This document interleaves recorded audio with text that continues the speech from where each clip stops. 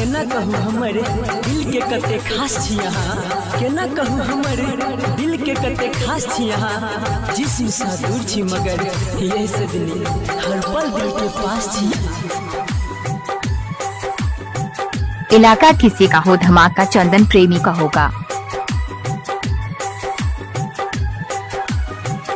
दिल दिलवा के किछ सोचलो ने हम, ये दिल दिलवा के किछ सोचलो ने हम, ये छोड़ब तन साथ कहूँ खा के कसम, ये छोड़ब तन साथ कहूँ खा के कसम, ये दिल दिलवा के किछ सोचलो ने हम, ये दिल दिलवा के किछ सोचलो ने हम, ये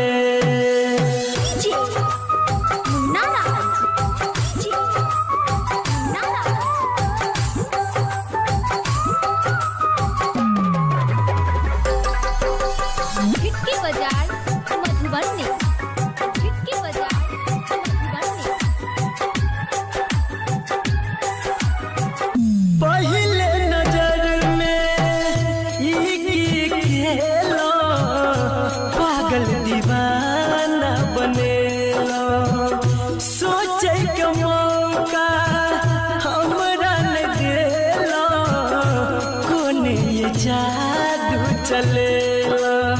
ये सजनी बोलू ने किया शर्मा छी। पहले नजर पागल दीवाना बनेलो, सोचे के मौका हमरा न देलो, कोने ये जादू चलेलो।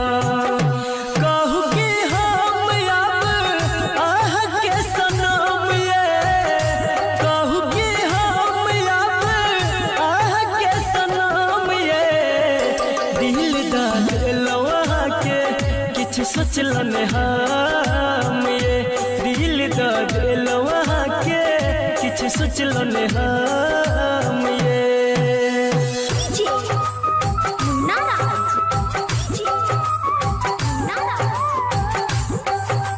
इलाका किसी का हो धमाका चंदन कटिया डीजे का होगा।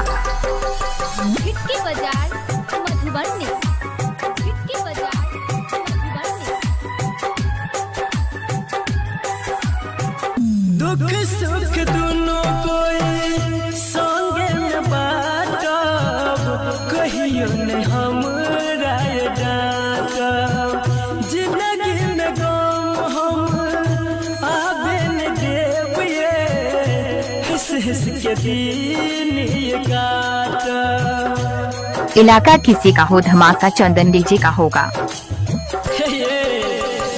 दुख सुख दोनों संगे में बाटब, कहियो ने हमरा डांटब, जिंदगी में गम सजनी आबे न देब, ये हंस हंस के दिन ये काटब। रटर विकेश कहे बनब बेरहम, ये संदीप सुमन कहे बनब बेरहम, ये दिल दिलवा के किछ सोचलो ने हम, ये दिल दिलवा के किछ सोचलो ने हम।